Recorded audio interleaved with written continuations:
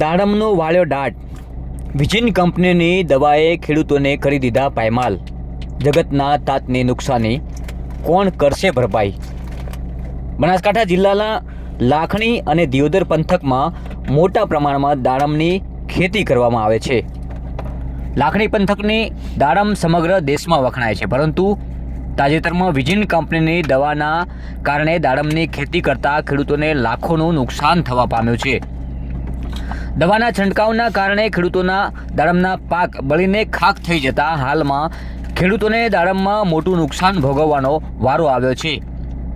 આમ તો બનાસકાંઠા જિલ્લો ખેતી અને પશુપાલન સાથે સંકળાયેલો જિલ્લો છે, ત્યારે છેલ્લા કેટલાય સમયથી બનાસકાંઠા જિલ્લાના ખેડૂતો પ્રાકૃતિક ખેતી અને ઓર્ગેનિક ખેતી તરફ વળ્યા છે અને આધુનિક ટેકનોલોજીના માધ્યમથી અલગ અલગ પ્રકારની ખેતી કરીને વર્ષે સારી એવી કમાણી કરતા હોય છે. પરંતુ ક્યારેક કોઈ દવાની કંપનીનો ભોગ બનીને બનાસકાંઠાનો ખેડૂત પાયમાલ બની જાય છે. લાખણી તાલુકાના લીંબાઉ સહિત આજુબાજુના અનેક એવા ગામડાઓ છે જ્યાં દવાની કંપનીના લીધે ખેડૂતો પાયમાલ બન્યા છે. બનાસકાંઠા જિલ્લામાં સૌથી વધુ દાડમનું ઉત્પાદન લાખણી તાલુકામાં થાય છે. ખેડૂત પોતે સખત મહેનત કરી પરિશ્રમ કર્યા બાદ આખરે જ્યારે પાક તૈયાર થાય છે એમાંથી એના ઘરનું ગુજરાન ચલાવતો હોય છે. પરંતુ મહેનત કરી પરસેવો પાડીને જ્યારે પાક લેવાની તૈયારી થાય છે ત્યારે ક્યારેક કુદરત પણ રૂઠતો હોય છે અને ખેડૂતને રાતા પાણીએ રોવાનો વારો આવે છે. પરંતુ અહીં વાત કુદરતની નથી, અહીં વાત છે ડુપ્લિકેટ દવા બનાવતી કંપનીઓ સામે. અહીં વાત છે કોઈ પણ પાકમાં નાખવા માટેની જે દવા હોય છે એવી કેટલીક દવાઓ ખેડૂતોને ભરમાવીને આપી દેવાતી હોય છે અને ત્યારે એ દવાનો છંટકાવ કર્યા બાદ ખેડૂતોનો પાક સદંતર બળીને ખાખ થઈ જતો હોય છે અને ત્યારે ખેડૂતની આશા ઉપર પાણી ફરી વળે છે. મહામૂલો મોંઘો પાક જોઈને જગતનો તાત હરખાતો હોય છે, પરિવારમાં ખુશખુશાલી હોય છે. આ સિઝનમાં સારું એવું વળતર લઈશું અને છોકરાઓને ભણાવીશું, પરંતુ આ તમામ સપનાઓ જ્યારે આ પાક બળીને ખાખ થતો હોય છે ત્યારે આ સાથે ખેડૂતનું હૈયું પણ બળી જતું હોય છે અને સપનાઓ રોળાઈ જતા હોય છે. છતાં જગતનો તાત ક્યારે તૂટતો નથી અને હવે વાત છે જ્યારે આ કંપનીઓ સામે બાયો ચડાવવાની, ત્યારે દવાની કંપનીના બની બેઠેલા વ્યક્તિઓ જગતના તાતને ધમકાવતા હોય છે અને કહેતા હોય છે કે જે થાય તે કરી લેજો. તો સાંભળો હવે એગ્રીકલ્ચર સાથે સંકળાયેલા દવાની કંપનીના માલિકો. કેટલા વર્ષથી તમે દાડમની ખેતી કરો? અમે દાડમની ખેતી લગભગ 6-7 વર્ષથી ખેતી કરો છો. અચ્છા, પછી આમાં જો આ બળી ગયેલી. બળી ગયેલી 3 વર્ષથી મેં આવક ચાલુ હતી. 3 વર્ષથી આવકમાં સારો રહેતો હતો. પછી ખર્ચા શું કે આ વર્ષ લાવીને જ કરવાનો. ખેડૂત પાસે એટલી જમીન કેટલી? જમીન મારા પાસે 8 વીઘા છે તમે, અને એમાં 3 વીઘા. પરિવારમાં કેટલા સભ્યો? 4 સભ્યો. 2 છોકરાઓ? એક છોકરો ને એક છોકરી, 2 ભાઈ બહેન. બંને શું કરે? 2 ભણે છે. અચ્છા, બારે 2 કરાવી નું ભણે. એમને બી ખર્ચો તો? એમનો ખર્ચો 4-5 લાખ, 4 લાખનો ખર્ચો થઈ જ જાય.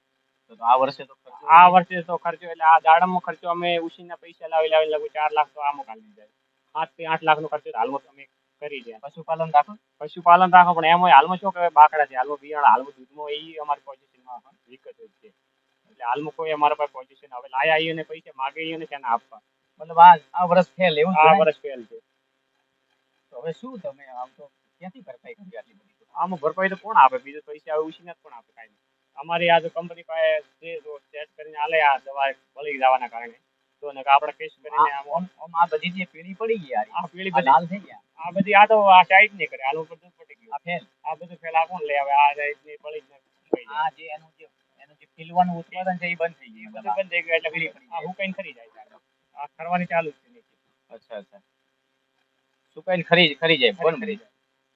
એટલે હાલમાં કોઈ અમારી હા પોઝિશન હાલમાં આ બધું આ નીચે પડી ગયું માલ. આ નીચે આવી થઈ જાય, આવી થઈ જાય, બધી નીચે ખરી જાય. ઓહો, બહુ ખરાબ હાલત થઈ ગઈ. આમાં કોઈ હાલમાં વિકટ છે. આપણે જવું છે કોર્ટમાં કંપનીની સામે? કંપની સામે જવું જ પડશે ને, અમને કોણ આપે? બાકી તો આ રહી મોનવાના. આ મોનવાળું ના પાડે છે કે અમારે કોઈ તમારે જે કરવું હોય કરી નાખો, કોઈની ડર જ નથી. અમને કોઈ ડર નથી. પછી જે પહેલા ફોન કર્યા 3 દિવસ ઉપાડ્યા, ચોથા દિવસે કે હું છૂટો થઈ ગયો. તમે છૂટા કેમ માટે થઈ ગયા? હું તો દવામાં ફોલ્ટ છે એટલે છૂટા થઈ ગયા. વળતર આપવું પડે. એટલે જે સ્થાનિક છે બનાસકાંઠા જિલ્લામાં જે એનો જે મેન લીડર હોય એ એમ કે હું છૂટો, એ તો કઈ છૂટો થઈ ગયો. હવે બીજે ક્યાંય જતો નહીં હોય ને. ના હું કે ક્યાંય જાતો જ નથી, મેડમ નો નંબર આપે એ મેડમ ફોન કરતા નથી. અચ્છા, મેડમ ને પણ આપણે અહીંયા લાવશું, કંપની વાળાને પણ લાવશું ને બનાસકાંઠા જિલ્લાનો જે છે ને મેન એમ કહી રહ્યો છે કે હું છૂટો થયો છું, એને પણ આપણે કોર્ટમાં ઘસીટવાનું. શું નામ છે એ ભાઈ? ભાઈ આ ચિરાગભાઈ ઠક્કર છે, દિશા નથી. ચિરાગભાઈ ઠક્કર ડીસાના છે, હોય, ઈ આપણા જિલ્લાના જ છે. જિલ્લાનો કે હું બનાસકાંઠામાં બધું એ ટાર્ગેટ એટલે પહેલા આમ કે તો એમની ઈ આપણા જિલ્લાના જ છે. આપણા જો તો જિલ્લાના. આપણા જિલ્લાના હોય તો આપણા ખેડૂતોની વેદના સમજતા હોય ને થોડી. ઈ તો જ ના પાડે કે હું છૂટો થઈ ગયો હાલ મોકે. અચ્છા, ઈ આમ કઈ વાંધો નહીં. ચલો લડી લેશું ઈ તો.